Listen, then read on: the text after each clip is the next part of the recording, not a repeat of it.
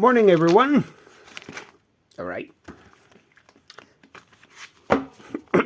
Take two. Morning, everyone.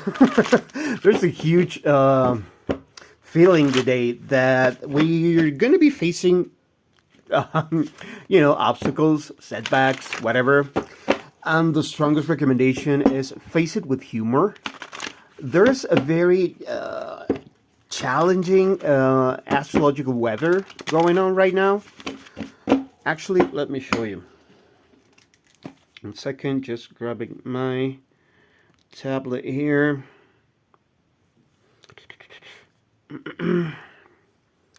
So here, I think, and here, current planets. Here we go. Look at this.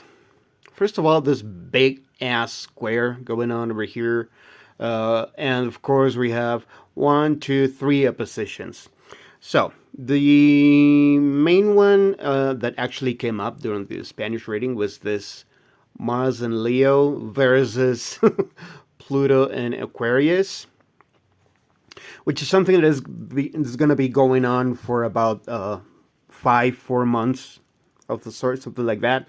And also Mars is retrograde, which is not my favorite retrograde, especially when it's in a fiery sign like Leo, and then we'll be going back into Cancer, which makes Cancers very defensive and aggressive, and then we'll be going direct also in Cancer and to go back into Leo. But that whole retrograde is gonna be tense. And considering that it's also in an opposition with Pluto, that's not friendly.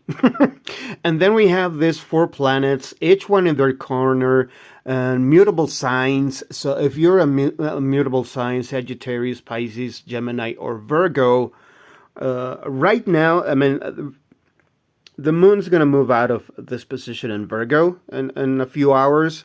So this will lighten up a bit. One of the corners will be leaving the stage, but the other 3, Mercury, Saturn in Pisces, and Jupiter in Gemini, I mean, that is tense as hell. If anything, it looks like Pluto and is helping Neptune. All the way around. Neptune's helping Pluto a little bit with the opposition with Mars. But on the other hand, is kind of being dragged a little by the Sun entering Capricorn here. So there is a lot of tension going on right now up in the heavens. And you know what that means, right? Whatever is going on up there is going on in here. So let's see what we have for today. This is a recommendation for 2 days energy, which is the first day of Capricorn season. I already uploaded a video about Capricorn season, so recommend you watch that. You will do a lot for me if you do. I saw 7 of Swords. There we go. There's that struggling energy. And the Ace of Pentacles, I think, was the other one picking out. All right. Let's go ahead and jump into the cards.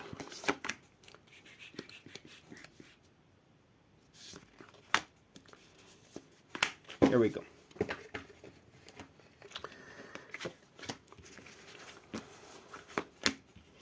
Five of Pentacles. This is the main thing I actually want to talk about.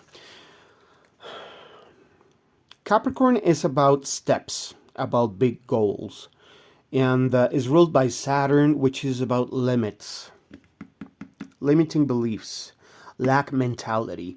Today, whenever you find any setback, first of all, face it with humor, face it with a positive attitude. And something I'm going to recommend, I'm actually going to share a video here in the comments that I was watching this morning. That has a very nice recommendation of how to deal with that specifically today and specifically during the whole Capricorn season. Whatever limiting belief you face yourself, with, identify it, write it down, and the way you're gonna reprogram your brain about it is scratching it off and replacing it with whatever positive counterpart you can find for it.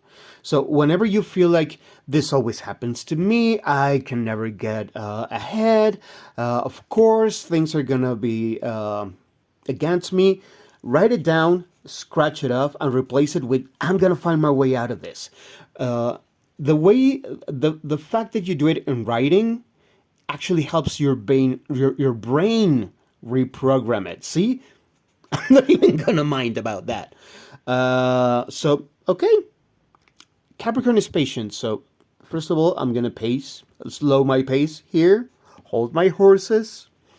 I think I'm rushing a little bit, so I'm gonna change my coffee for a tea right now. Probably that'll help. Okay, so that about limiting beliefs. Temperance, there you go. Balance it out, bro. Take it easy, sis. Seven of Pentacles, patience. And Seven of Swords, which actually showed up in the beginning. One other thing I want to say about that Seven of Swords. These are tricky thoughts. These are thoughts that are coming up in our head to sabotage us. All right? A lot of people take the Seven of Swords as things going on around us that we don't see happening and that are working against us. That very thought, most of the times, is actually just in our heads. Not even really happening. This is like the paranoid state of mind, and one of the most self-sabotaging things that we can actually run into.